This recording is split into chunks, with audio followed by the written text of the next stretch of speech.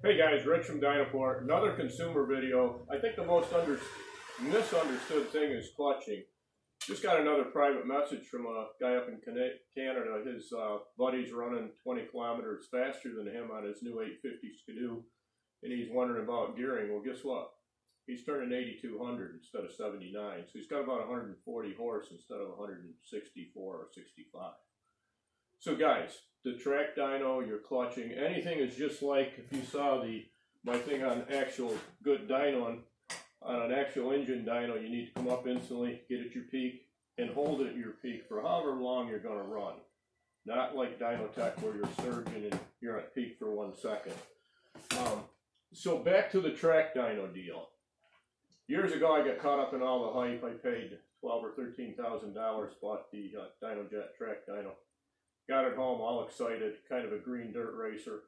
Put my 800 Pro Stock engine on it, and 1 second later, it was running wide open.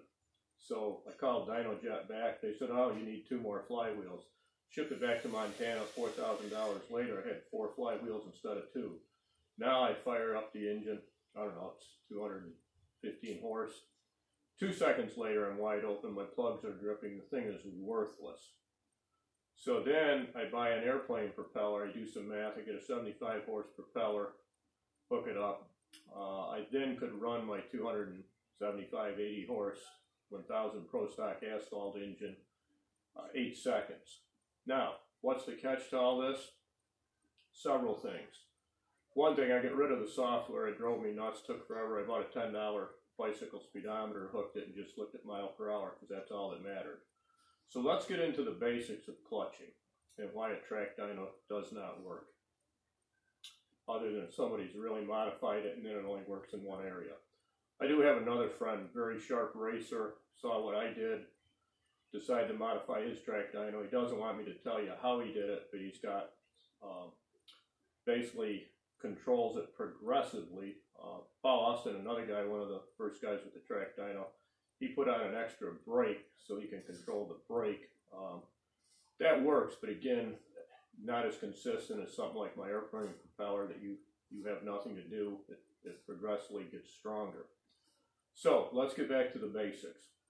When you hit the gas on your snowmobile, your clutch instantly goes to, let's say, close to $8 grand if you have an $8 grand snowmobile. When you hit it on your track dyno, it does too. The problem with the Dynojet track dyno, with the 2 or 4 flywheels and no other resistance, the flywheels are so heavy that you have to run less helix than you run in the field.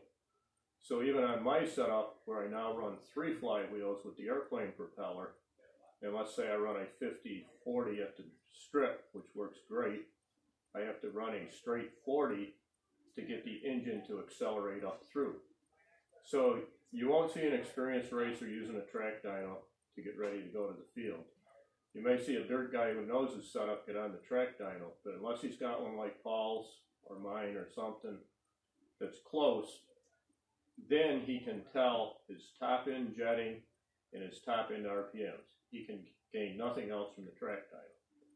So the reason I'm doing this video, I'm getting constant emails, Facebook messages on clutching. Guys, clutching is very basic, and if you sit down and think about it, it's actually very simple. The factory engineers have done a very good job. Over there is my Arctic Cat stocker I race. Everything's stock on it other than heavier weights to load it a little more. It's one of the best running stockers out there, one of the best leaving stockers.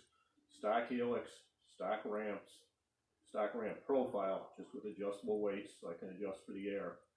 So guys, I've had 2 or 3 calls this week, can I track dyno? No, number one, I didn't track dyno any consumers years ago when I figured out what the dyno actually did. Not much. Your best bet is go out in the field, adjust your RPMs for best mile an hour. If you want to play a little with a helix or something, the factory engineers have got these sleds dialed good. Try 1 or 2 degrees either way.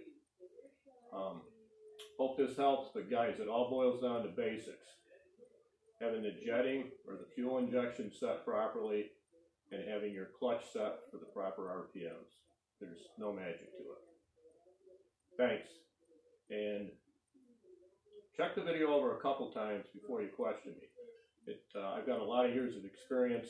If you follow the videos 2 or 3 times, you'll kind of see the logic on clutching. It's not that hard. See ya.